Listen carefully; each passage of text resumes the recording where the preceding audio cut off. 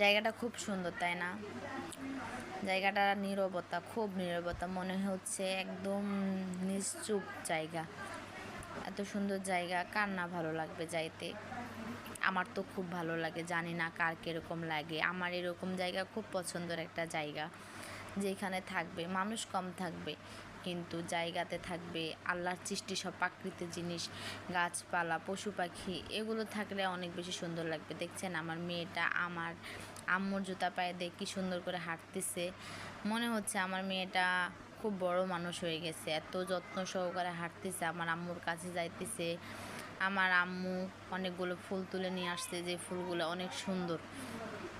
আবার দেখেন ওই সাইডে অনেক সুন্দর সুন্দর ফুল, যেগুলো ফুল মানে অতটা ভালোভাবে দেখা যাচ্ছে না, ওইদিকে কাদা দেখে যাচ্ছি না আমি। আর দেখেন আমার মেয়েটা কি সুন্দর করে ধাপ ফেলছে, ছোট্ট পায়ে এত সুন্দর করে ধাপ ফেলে আসতেছে, মনে হচ্ছে মাশাল্লাহ। সবাই অবশ্য মাশাল্লাহ বলে যাবেন আমার মেয়েকে দেখে।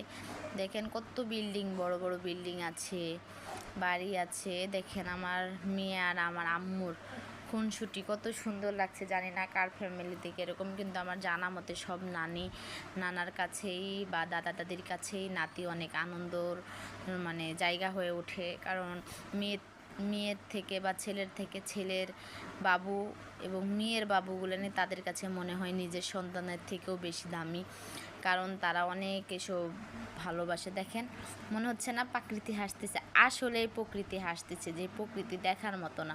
প্রকৃতিও হাসতে পারে, যেমন বলে ফুল সুন্দর, তেমনি মানসিক যদি যত্ন না হয় তা আসলে মানুষও সুন্দর। দেখেন প্রকৃতি এতটা অযত্নে রাখা হয়, তারপরেও প্রকৃতি মনে হচ্ছে হাসতেছে, কারণ সেটা আল্লাহর সৃষ্টি। সবাই আল্লাহর সৃষ্টি, সবাই সবার জন্য যত্ন করবেন, নিজের খেয়াল রাখবেন, দেখবেন সবাই সুন্দর থাকবে, যত্নশীল হয়ে থাকবে। দেখেন আমার মেয়েটার আমার আম্মু যাচ্ছে, আমার মেয়ে বারে বারে কী যেন দেখা দিচ্ছে। আর এত সুন্দর জায়গাতে আমার খুব মন চায় সারা জীবন এরকম জায়গাতে থাকতে। আমরা এই জায়গাতে ঘুরতে আসছিলাম সন্ধ্যার টাইমে, সন্ধ্যা লেগেই যাচ্ছে, তাই বাসার দিকে যাচ্ছি। দেখেন প্রকৃতি সত্যি কিন্তু আল্লাহর সৃষ্টি অসম্ভব সুন্দর, যেটা প্রশংসা করেও বলে বোঝানো যাবে না। যে জায়গাটা এক প্রকারের হাসতে পারে, আমরা যেমন মানুষ হাসতে পারি, আসলে প্রকৃতি হাসতে পারে।